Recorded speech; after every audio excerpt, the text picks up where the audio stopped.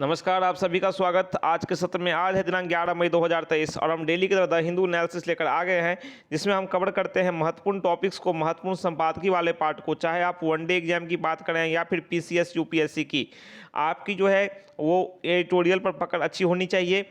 ठीक है, चाहे आप करंट अफेयर्स पे पकड़ मजबूत करना चाहते हो या अंडरस्टैंडिंग स्किल को डेवलप करना चाहते हो, या फिर बात करें वर्ड पावर की, या फिर बात करें रीडिंग कम्प्रीहेंशन की, तो आपकी इंग्लिश तो अच्छी होनी ही चाहिए। तो बिल्कुल सब कुछ मिलेगा आपको इस सत्र में। हमारे साथ सत्र में लास्ट तक बने रहिए। और दूसरी बात कि जब तक हम टॉपिक को स्टार्ट करें, वर्ड बाय वर्ड एनालिसिस हम स्टार्ट करेंगे टॉपिक्स का, लेकिन उससे पहले एक और ओवरव्यू ले लेते हैं कि हमारे पास टॉपिक्स कौन कौन से हैं और हमें क्या क्या पढ़ना चाहिए, नहीं पढ़ना चाहिए। पहला टॉपिक देखो, पवार प्ले। अब पवार ने जिस प्रकार से एनसीपी के जो पवार हैं, शरद पवार, राष्ट्रवादी कांग्रेस पार्टी के, इस्तीफा दिया, और जो वर्तमान घटनाक्रम है राजनीति का महाराष्ट्र में उठा पटक, उसको लेकर चर्चा है। ठीक है, उसको आप देख सकते हैं। हालांकि परीक्षा के दृष्टिकोण से आपके लिए मायने नहीं रखता है ना। अब राजनीति से क्या मतलब, हमें तो स्टूडेंट हैं, हमें पढ़ाई करनी है। दूसरा है a ground view of Indian space policy 2023, भारतीय जो अंतरिक्ष नीति है 2023, उसका जो जमीनी अवलोकन जो है, ग्राउंड व्यू है, उसको लेकर चर्चा है। तीसरा टॉपिक है स्नैप जजमेंट। अभी देखो, कुछ चीतों की मृत्यु हो गई है, आपको पता है ना, चीते भारत से विलुप्त हो गए थे, तो उन्हें नामीबिया से, अफ्रीकन कंट्रीज से भारत लाया गया था। तो इन चीतों में से कुछ की मृत्यु हुई है, उसको लेकर चर्चा है कि भाई आप तुरंत जजमेंट पे मत आ जाओ। ठीक है, अब जीवन मृत्यु लगा ही रहता है। ठीक है, हो सकता है कुछ असाधारण परिस्थितियों में उसकी मृत्यु हो गई चीते की, लेकिन आप पूरे परियोजना पे क्वेश्चन नहीं उठा सकते, उसकी चर्चा है। चौथा है the fall out of Putin helping make NATO great again. अब देखो, पुतिन को जानते हैं ना, व्लादिमीर पुतिन को, जिन पर अभी हाल ही में हमला हुआ था, ड्रोन अटैक हुआ था उनके आवास पर। आपको पता होगा, क्रेमलिन में उनके आवास पर हमला हुआ था, जिसे रूस ने कहा था कि ये यूक्रेन की ओर से हमला किया गया है पुतिन की जान लेने के लिए। तो जिस प्रकार से पुतिन की वर्तमान में स्थिति है, बेलारूस एक देश है, उसके बाद फिर ये बगल में फिनलैंड है, ये कुछ अपने पड़ोसियों से घिरा। बेलारूस तो इसके सपोर्ट में हमेशा रहता है, लेकिन जैसे कि फिनलैंड है, फिनलैंड क्या हुआ, नाटो में शामिल हुआ है। तो जिस प्रकार से पुतिन की स्थिति डाउन होती जा रही है, उससे नाटो क्या है, वो मजबूत होता जा रहा है, उसी को लेकर चर्चा है। इस पर भी थोड़ा हम एनालिसिस करेंगे, समझेंगे कि नाटो क्या है और पुतिन और नाटो, रूस और नाटो में कभी बनती क्यों नहीं, आखिर क्या क्या मुद्दे हैं यहाँ पर। ठीक है, चलो। इसके अलावा अब हम 4 टॉपिक्स हमने देख लिए। अब क्या करते हैं, हमने पहले टॉपिक से स्टार्ट करते हैं, लेकिन आपसे एक आग्रह यह भी कि अगर आपके पास कलम अर्थात जो है पेन और नोटबुक है, तो उसे लेकर भी बैठें, क्योंकि जो कुछ वर्ड पावर होंगे वो मैं बताऊंगा, आप उसे नोट कर लें। क्योंकि जब आप सुन के नोट करोगे ना, तो अपने आप याद हो जाएगा, लिखने से याद होता है। ठीक है, चलो। स्नैप जजमेंट, स्नैप जजमेंट होता है त्वरित प्रतिक्रिया, त्वरित निर्णय। तो हमें ना त्वरित निर्णय नहीं लेना है। ठीक है, त्वरित निर्णय क्या लिया गया है, देखो, चीता प्रोजेक्ट जो है उसको लेकर के है। एवरी बर्थ और death should not be seen as success और फेल्योर ऑफ प्रोजेक्ट चीता। देखो, एवरी बर्थ और डेथ, प्रत्येक जन्म या मृत्यु को, ठीक है, किसी प्राणी के बात की जा रही है, लेकिन यहाँ पर चीते की बात की जा रही है। प्रत्येक जन्म या मृत्यु को जो प्रोजेक्ट चीता है उसकी विफलता या सक्सेस, है ना, सक्सेस और फेल्योर, सफलता या विफलता के रूप में नहीं देखा जाना चाहिए। क्या है, देखो, it is almost 3 months since South Africa sent a batch of 12 cheetahs to India and 2 have already died. लगभग 3 महीने बीत चुके हैं जब साउथ अफ्रीका ने 12 चीतों का जत्था समूह भारत को भेजा था, और जिनमें से 2 की मृत्यु हो चुकी है। Taken along with the death of 1 of 8 चीता फ्रॉम नामीबिया। देखो, नामीबिया से जो 8 चीते आए थे, उसमें से 1 की मृत्यु हो चुकी है। It had a pre existing renal infection, ये रेनल इन्फेक्शन के वजह से हुआ है। ठीक है, जो कि पहले से उसमें था, था। तो रेनल इन्फेक्शन जो था ना, उसके कारण गुर्दे का संक्रमण हम कहते हैं उसे। ठीक है, गुर्दे का संक्रमण इस चीते को पहले से था, और उसकी वजह से इसकी मृत्यु हुई है। And it emerges that about 15% of animals have not made it past the first phase of India's ambitious, next slide please, ambitious project चीता। अब देखो, भारत की जो एम्बिशस प्रोजेक्ट चीता है, एम्बिशस बोलते हैं महत्वाकांक्षी, भारत की जो महत्वाकांक्षी प्रोजेक्ट चीता है। ठीक है, तो इससे ये पता चलता है कि लगभग 15% चीते जो हैं वो भारत की महत्वाकांक्षी परियोजना चीता के पहले चरण से आगे नहीं बढ़ पाए हैं। देखो, हमने चीते को भारत के बाहर से लाया भारत में, तो ये क्या है, हमारा प्रथम चरण है। हमने बाद उसको क्वारंटाइन में रखा, फिर अडेप्टेशन होगा उसका, तो अनुकूलन की बात आती है। तो यहाँ पे पहले चरण में सक्सेस नहीं हुआ, कहा गया 15% की बात यहाँ पे की जा रही है। ठीक है, the aim is to establish a sustainable population of about 35 cheetahs in the next decade by bringing in a few every year from Africa. देखो यहाँ पे कहा गया है, अफ्रीका जानते हो ना, एक महाद्वीप है, ठीक है, महादेश है। तो अफ्रीका से हर एक साल है ना कुछ चीते ला करके अगले दशकों में, दशक क्या बोलते हैं, डेकेड को बोलते हैं दशक, दशक होता है 10 वर्ष का। तो हर एक दशक में करीब देखो कुल मिलाकर 35 चीते को लाने की योजना है, और विचार है कि सस्टेनेबल पॉपुलेशन हम एस्टेब्लिश करें, अर्थात एक धारणी सतत जनसंख्या, सतत आबादी बनाएं चीता की। चीता क्या है, भारत से विलुप्त हो गया है, तो आवश्यकता इस बात की है कि चीता को हमें क्या करना है, फिर से भारतीय जो परितंत्र है, भारतीय जो वन है उसमें स्थापित करना है, इसे फिर से रखना है। Thus, it is implicit that there will be many deaths among the animals if one factors in both the natural lifespan of the cat as well as the challenges of adapting to Indian conditions। देखो सबसे बड़ी बात यहाँ हो जाती है, it is implicit। अब आप बोलो सर implicit का अर्थ क्या होता है, आपको भी समझना चाहिए इम्प्लिसिट का मतलब क्या होता है। ठीक है, इम्प्लिसिट का एक तरह से मतलब है कि व्यवहार जो है, ठीक है, उसके बाद फिर व्यवहार कह सकते हो, उसके बाद फिर आप ये कह सकते हो कि यह एक तरह से निश्चिंता वाली बात है कि यह होनी ही है, तय तय बोलते हैं, इम्प्लिसिट का बोलते हैं तय, मतलब होना ही है, अवश्यम भावी। तो इम्प्लिसिट मतलब अवश्यम भावी, यह अवश्यम भावी है, निश्चित है कि डेथ होंगी, मैनी डेथ्स होंगी, है ना, जानवरों की। क्यों, क्योंकि देखो नेचुरल जो लाइफ स्पेन है कैट का, चाहे आप चीता की जो चैलेंजेज है इंडियन कंडीशंस में अडेप्ट करने का, जो भारतीय जो जलवायु है उसमें अनुकूलन की बात है, अडेप्टिंग की बात है, अनुकूलन की बात है। तो अनुकूलन देखो, चाहे आप अफ्रीका की बात करो या भारत की, दोनों जगह अलग अलग जलवायु है, अलग अलग परिस्थितियां हैं, तो इसमें अनुकूलन के मामले में हो सकता है पेचीदगियां आए और कुछ चीतों की क्या हो, मृत्यु हो जाए। Daksha, one of the female चीता died from injuries following a violent mating attempt by two males, again not entirely unexpected from what is known about the predator's behavior। यहाँ पे दक्षा की बात की जा रही है, ठीक है, एक फीमेल चीता, फीमेल चीताओं में से एक है ना, तो कई सारे फीमेल चीते भी लाए गए हैं, उसमें से एक कौन है, दक्षा। ठीक है, तो यहाँ पे मामला क्या है कि दो नर चीते द्वारा, ठीक है, मेटिंग के प्रयास के रूप में, प्रजनन होता है मेटिंग, ठीक है, प्रजनन के प्रयास में, ठीक है, और वो वायलेंट प्रजनन, काफ़ी आक्रामक प्रजनन के प्रयास दो मेल चीतों की द्वारा किए गए। ठीक है, तो उसमें दक्षा जो है उसको इंजरी हुई, चोट पहुंची, ठीक है, तो उससे भी एक वो मर गई, ठीक है, दक्षा की मृत्यु हो गई। तो ये भी एक अनएक्सपेक्टेड है, अप्रत्याशित बिहेवियर था, ठीक है, चीता की ओर से, जिसे आका नहीं गया था। तो आप इसे सफलता या विफलता के रूप में नहीं ले सकते हो। ठीक है, अब मेटिंग में वायलेंट एक्टिविटी हुई, तो ये एक प्राणी का मामला है, जीव का मामला है, जीव ने इस प्रकार से व्यवहार किया, इससे दूसरे को आघात हुआ और उसकी मृत्यु हो गई। Ordinarily the success of wild life breeding, देखो वाइल्ड लाइफ ब्रीडिंग के सक्सेस की बात जो है, वन्य जीव प्रजनन के सफलता की जो बात है, प्रोग्राम जो है उसके सफलता की बात है, must be measured over longer intervals, इसे ना दीर्घ काल में मापा जाना चाहिए। ठीक है, आप तुरंत अनुमान नहीं लगा सकते, आप इमीडिएट अनुमान नहीं लगा सकते कि ये सफल हुआ विफल हुआ, आपको समय देना पड़ेगा। The increase in the lion population in Gir, देखो गिर की बात करूं, गिर मतलब गुजरात में है, तो गुजरात में जो गिर जो है, गुजरात के गिर में जो शेर की आबादी में वृद्धि हुई है, साथ ही जो टाइगर नंबर्स बढ़े हैं भारत में, ठीक है, तो has been result of sustained efforts after over decades.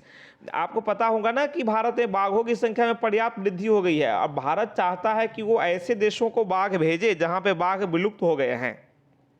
तो बाघ की जो आबादी बढ़ने में जो भारत के योगदान है, या भारत में बढ़ा है आबादी, तो क्यों बढ़ा, दशकों के प्रयास हैं, ये एफर्ट्स ओवर डेकेड्स, दशकों के प्रयास, तो भी सस्टेन्ड एफर्ट्स हैं, लगातार निरंतर प्रयास किए गए, उसके ये परिणाम है, वैसे वृद्धि नहीं हुई है।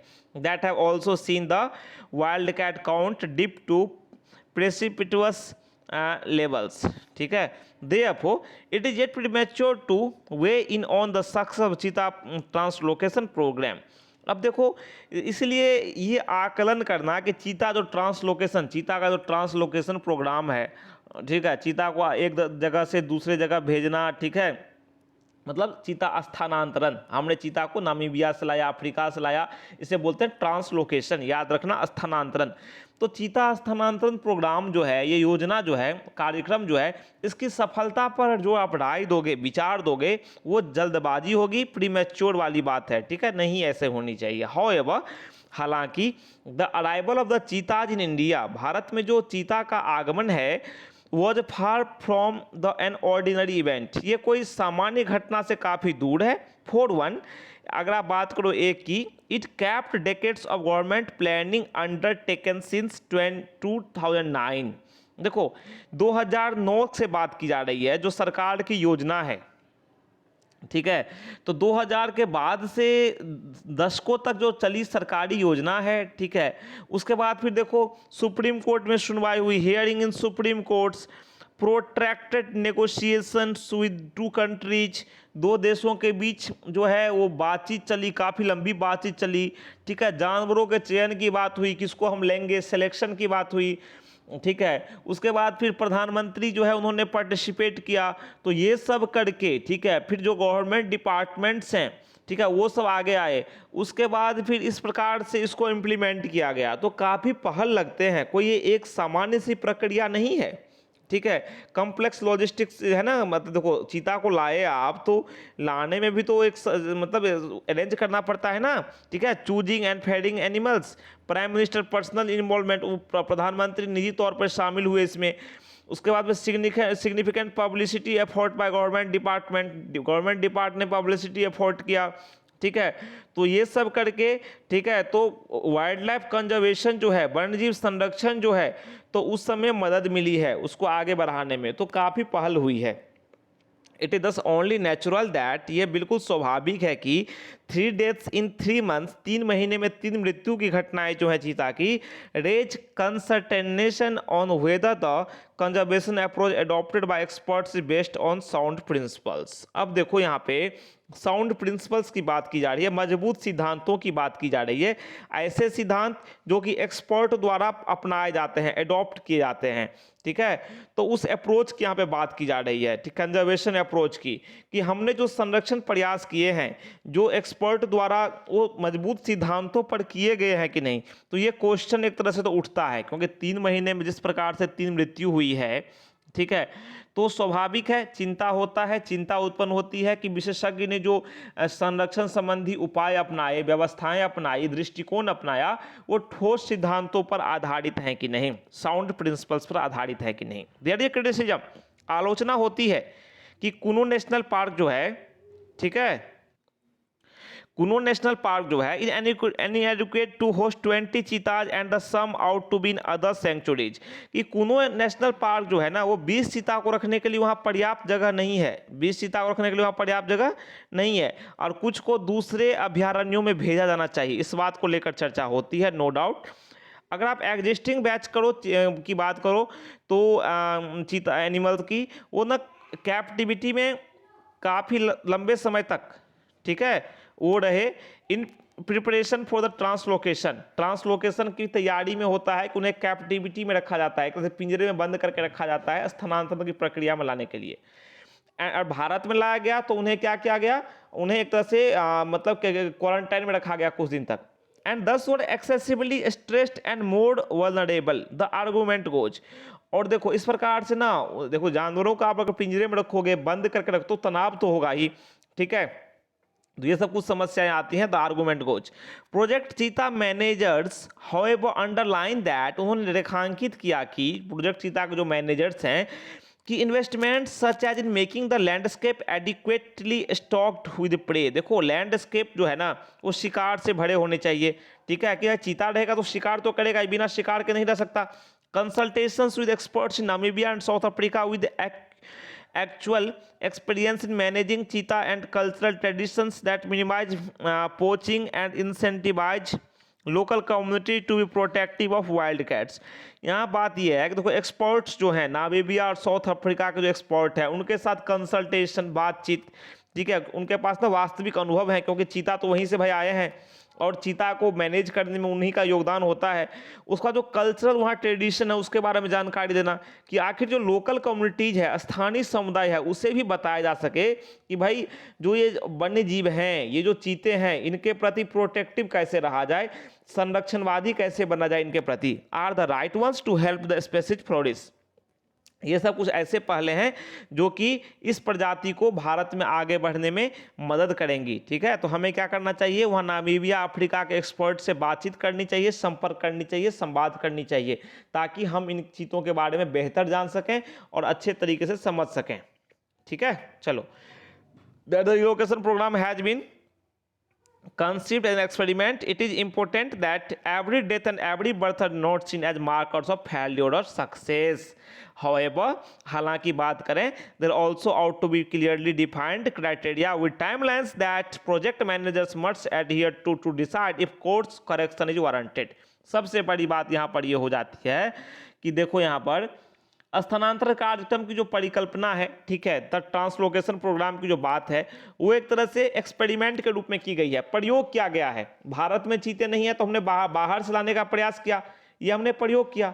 तो इस दृष्टिकोण को देखते हुए, इस प्रयोग को देखते हुए, इट इज इंपॉर्टेंट, यह महत्वपूर्ण हो जाता है कि जो every death and every birth है ना, जो प्रत्येक मृत्यु है या एक तरह से जीवन है, जीवित होना है, एक तरह से जन्म है, ठीक है, चीतों का, इसे एक तरह से फेल्योर या सक्सेस के मार्कर के रूप में नहीं देखा जाना चाहिए, सफलता विफलता के संकेतक के रूप में उसके तौर पे नहीं देखा जाना चाहिए। हाउएवर, हालांकि बात करूं, they also ought to be clearly defined criteria, यहाँ पर एक ऐसा परिभाषित क्राइटेरिया होना चाहिए जिसमें टाइमलाइन होना चाहिए, ठीक है, एक समय सीमा होनी चाहिए और एक बिल्कुल डिफाइंड परिभाषित मानदंड होना चाहिए जिसका अनुपालन जो है एडहियर टू, अनुपालन करना चाहिए किसको, प्रोजेक्ट मैनेजर्स को। चीता जो प्रोजेक्ट है उसके तो मैनेजर्स है ना, उसको अपना रहे हैं लोग ना, उसको कर रहे हैं, उसको प्रोवाइड कर रहे हैं, उसमें सहायता कर रहे हैं, तो मैनेजर्स ही काम करते हैं। तो प्रोजेक्ट्स मैनेजर्स को ये अनुपालन करना चाहिए उस डिफाइंड क्राइटेरिया का। ठीक है,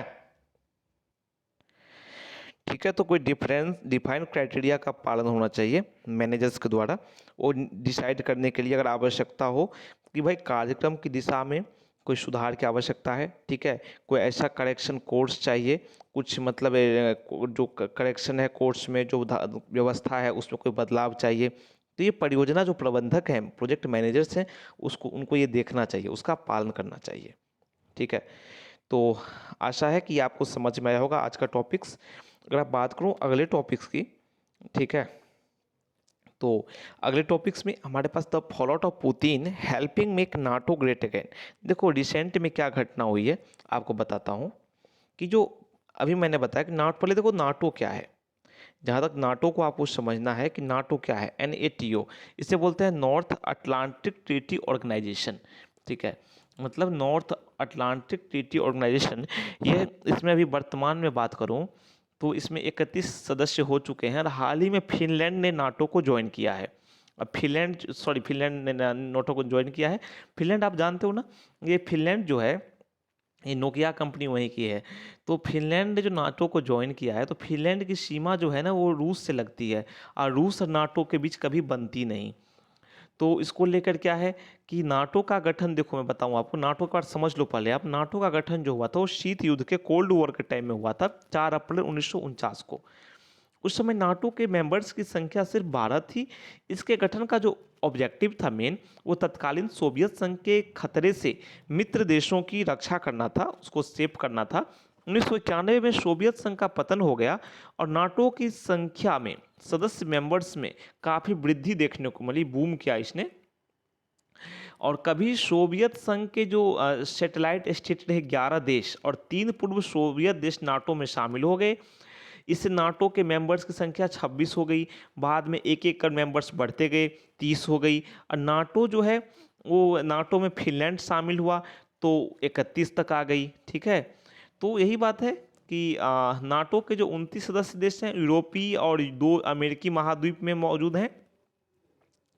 नाटो को एक तरह से रूस खतरे के रूप में लेता है, ठीक है, अपने सामने मौजूद खतरे के रूप में लेता है नाटो। पुतिन ने देखो यूक्रेन पर जो अटैक किया था, तो यूक्रेन ने पहल की थी नाटो में शामिल होने की। तो रूस ने चेतावनी देने के बाद उस पे अटैक कर दिया।